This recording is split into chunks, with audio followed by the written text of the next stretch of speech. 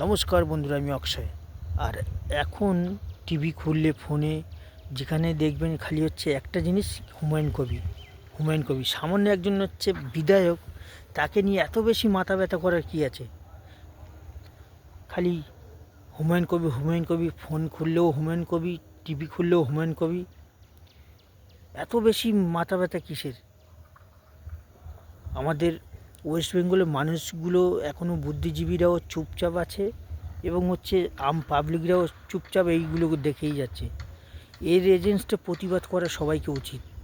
কারণ একজন সামান্য বিধায়ক, সে যা মনে করে তাই হবে নাকি?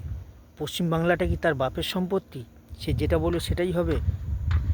এইভাবে হচ্ছে সবাই প্রতিবাদ করুন এই হুমায়ুন কবির বিরুদ্ধে এবং হচ্ছে এদের বিরুদ্ধে। যে আপনি নেতা বলেছে যে পশ্চিমবাংলাটা আপনার বাপের সম্পত্তি না, এটা মাথায় রাখতে হবে। নমস্কার।